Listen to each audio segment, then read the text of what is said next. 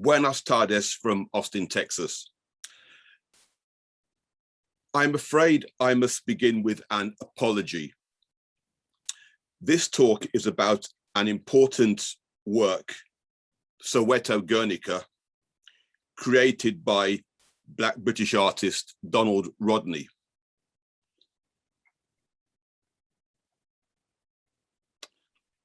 The image of the work I'll be showing is, though, less than perfect.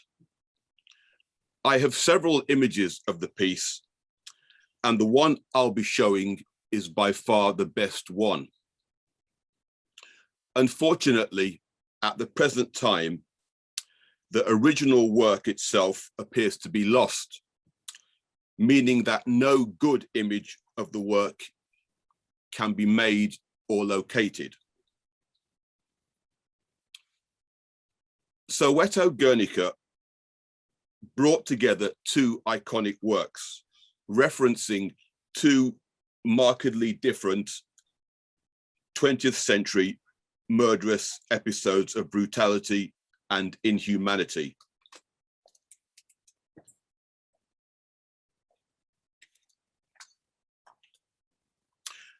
Guernica was one of those two images. The other was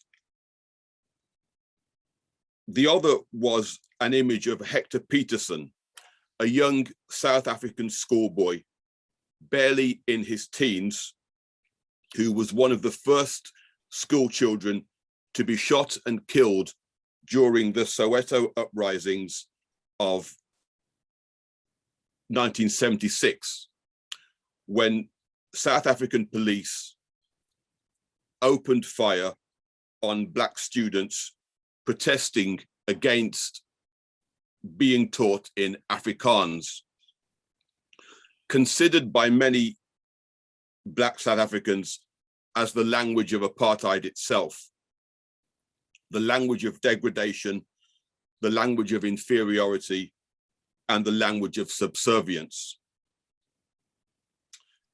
The photograph acted as a major fillip, a major boost to the anti-apartheid struggle, depicting as it did the barbarity of the apartheid South African state and its willingness to destroy Black lives, even the lives of children. In bringing together these two images, one, the famous large 1937 oil painting on canvas, that is the subject of this wonderful conference. The other, a hugely influential and explicit photograph of white violence and Black death. Rodney created a compelling dialogue between the two images, and also, just as importantly, a dialogue between himself as a Black artist and an art history from which practitioners such as he felt particularly excluded.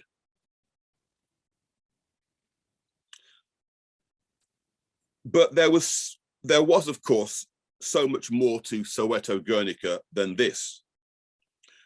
Rodney executed the work using discarded hospital x-rays. Rodney suffered from sickle cell anemia, an inherited blood disease that is more common in people with an African or Caribbean family background. The disease produces blood cells that do not live as long as healthy ones and can block blood vessels and lead to other serious health complications or health challenges. As a sickle cell sufferer, Rodney spent long periods of time in hospital. It was in 1987, during one of Rodney's many protracted stays in hospital, that he began to use x-rays drawn from the hospital's discarded stock. These were freely made available to Rodney once any identifying markers were removed to ensure patient anonymity and confidentiality. Discovering these metaphorically powerful materials enabled Rodney to produce, from his hospital bed, unprecedented works of monumental scale, including Soweto Guernica. Let me explain how Rodney was able to turn his hospital bed into an artist's studio. He would first make a scaled drawing of what was to be his final composition before overlaying the drawing with a grid. Each rectangle of the grid corresponded in the final work with an X-ray. Rodney would then cut into or paint onto each X-ray before they were assembled and mounted on a larger surface. With their Frankenstein-like aesthetic, the use of X-rays seemed wholly appropriate to the difficult subject matter he was tackling. I'm showing you here one such work by Rodney based on a photograph of an arrest of a young Black man in Brixton, South London. So this is the photograph of the arrest of the young Black man by police. And this is the work, the interpretation of that photograph by Donald Rodney, made using X-rays. Rodney's use of X-rays as a raw material for his art was a stroke of genius. An X-ray is the means by which a surgeon sees illness or damage otherwise invisible to the naked eye. In the same way, only those so attuned can see beyond what looks like a society in pretty good shape, to spot instead the frequently unacknowledged illnesses of racism, police violence, and in the case of Soweto Guernica, the complicity of the British state in condoning the apartheid system, even though it destroyed Black lives. As I mentioned earlier, it was towards the end of the 1980s that Rodney produced a fascinating series of works that used X-rays. In making these works, Rodney asked many questions, including, of course, who sees racism, or who is blind to racism? While the history of Guernica is well known, and of course has been fabulously explored in this conference, further explored in this conference, the history of the photograph taken by Sam Nzima is perhaps less well known.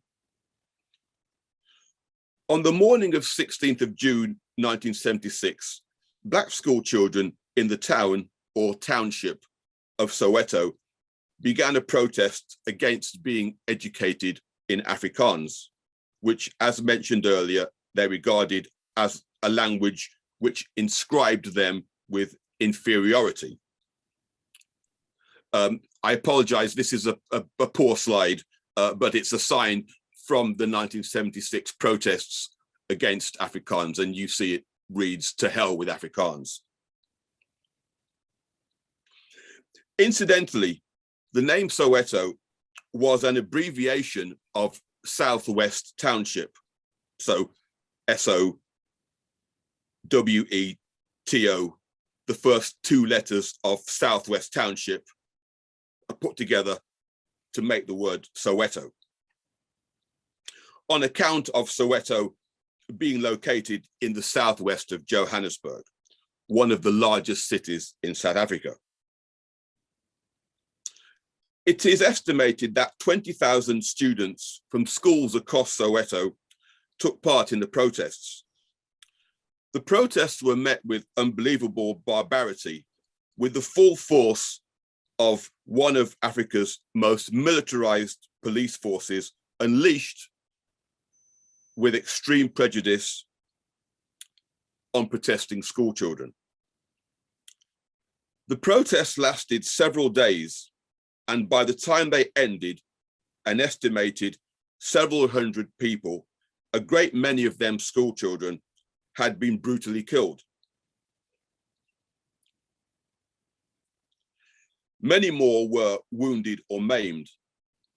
And I'm showing you here a photograph of the Soweto uprisings, and you can see the school children, the young person on the left of the image. We see his school uniform with his school badge on his blazer or on his jacket.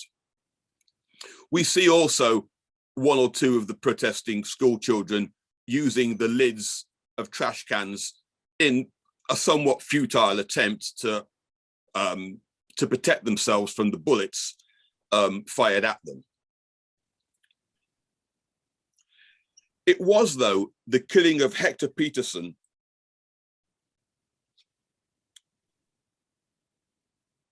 on the first day of the uprising that eclipsed all other killings of school children in the imagination of the sympathetic public beyond South Africa, a country fractured and tormented by apartheid. Of course, episodes of murderous brutality, including the killing of large numbers of protesters, was not new to South Africa since the introduction of apartheid in 1948. For example, the Sharpeville Massacre of 1960.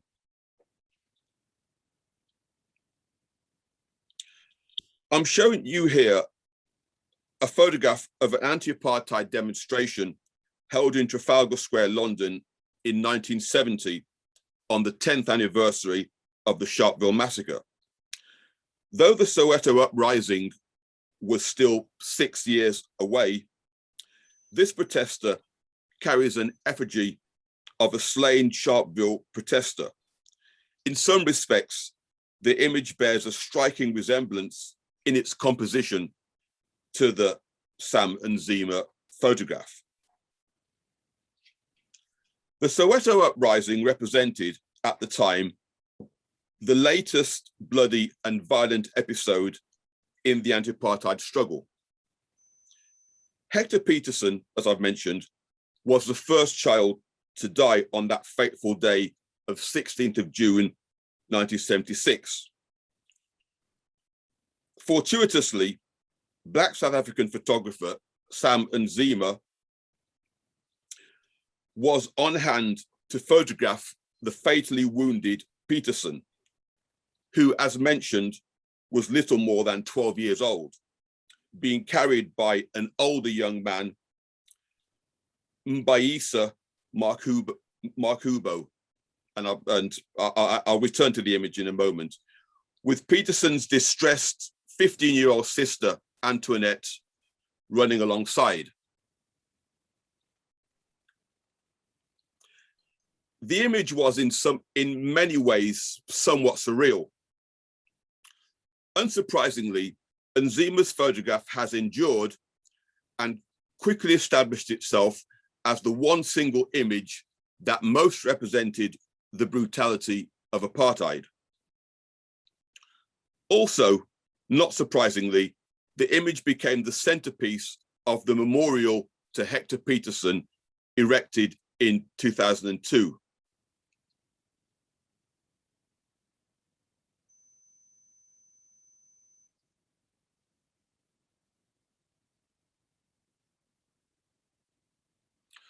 And I'm showing you here, see, the Antoinette, the sister of Hector Peterson, as she is now, standing alongside the famous photograph, which forms part of the memorial to Hector Peterson in Soweto.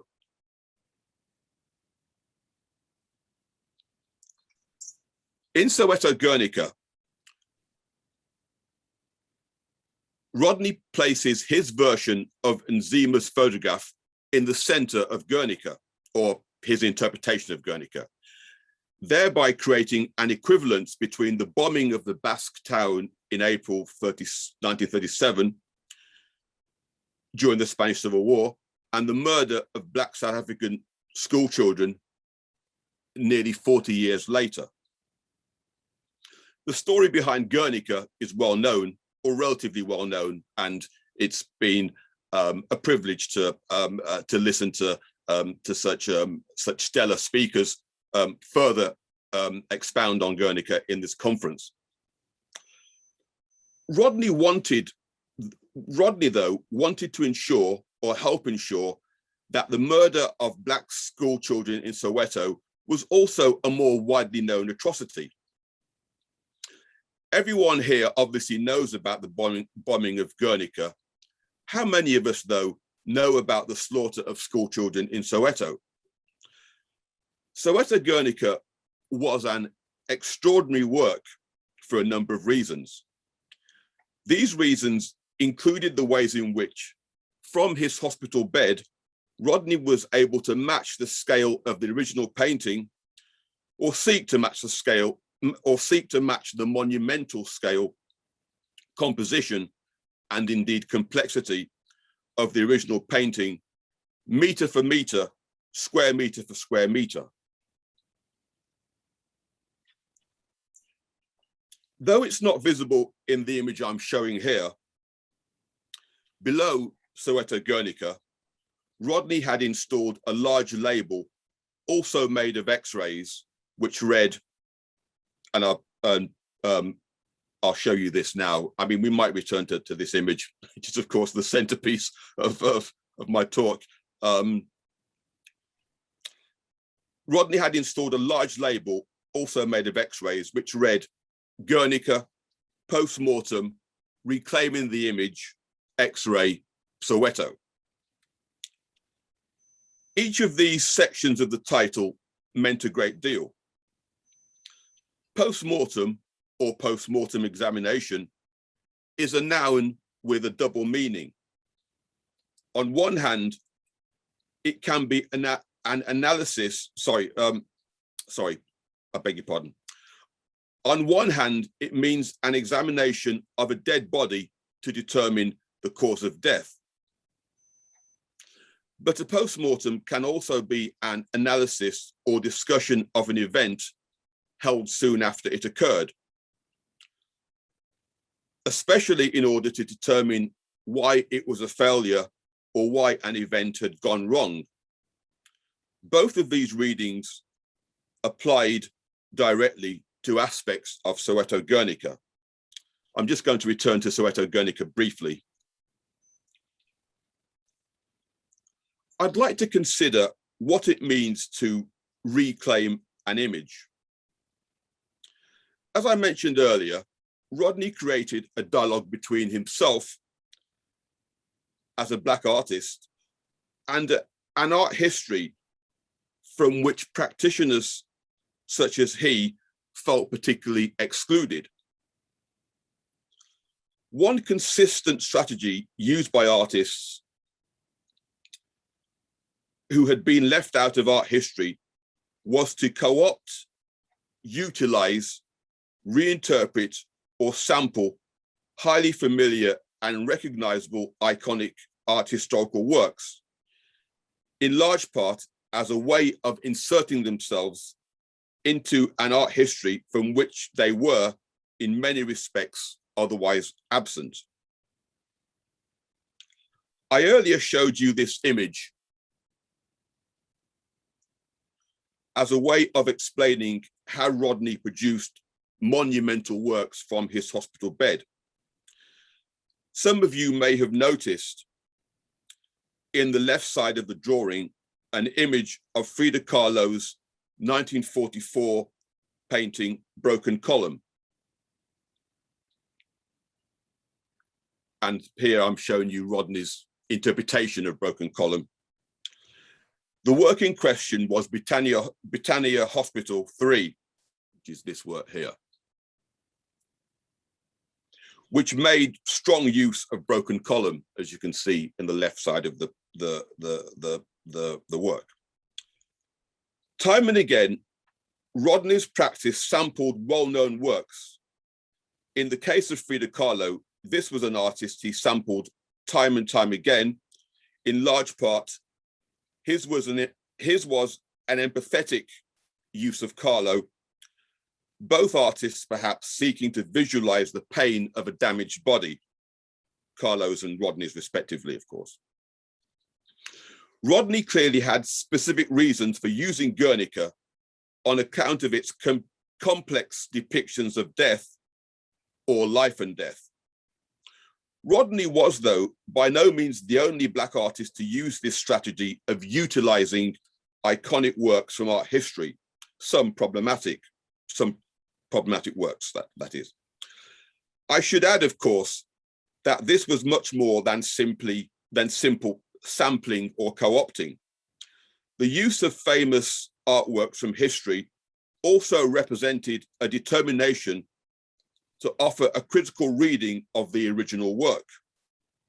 I want to show you briefly, I know my time is pretty much gone, I just have 1 or 2 minutes left. I want to show you briefly a few other examples by other artists, and I'll pass through these very, very quickly because I know that time is gone. You'll note, of course, the way in which Blackness, and in particular gendered notions of Blackness, is inserted or inscribed into these works. So I'm going to show you 1 or 2 original works and then Black artists' interpretations of them. That's obviously the original work by Ong.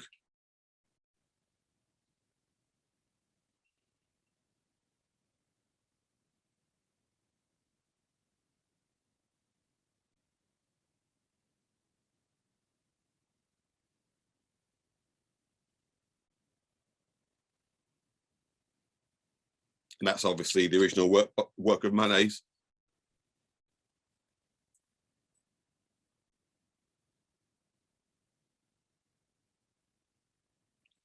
This is an artist, obviously, who needs no introduction to us.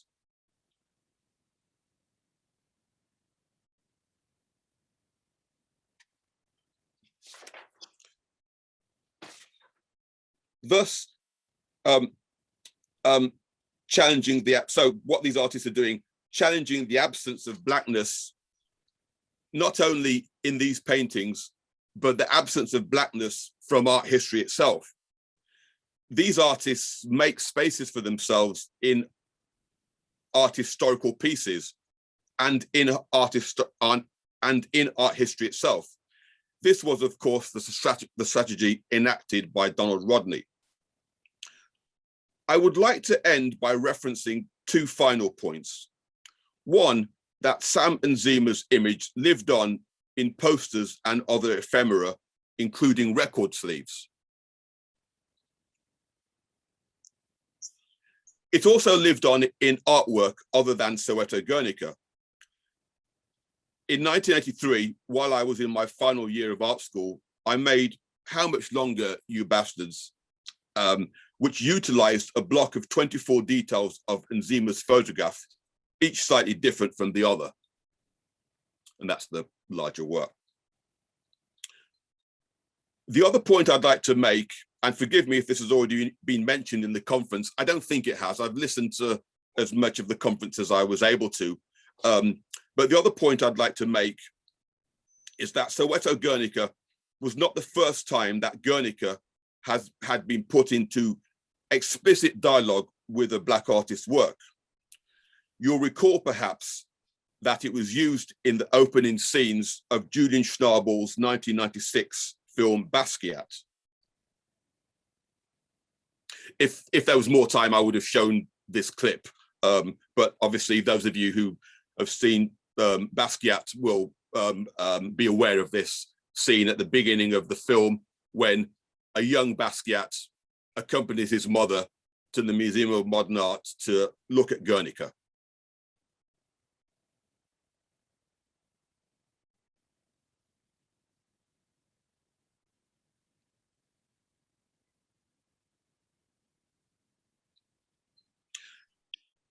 Rodney died in 1998, aged 36, from complications arising from his sickle cell anemia. Thank you.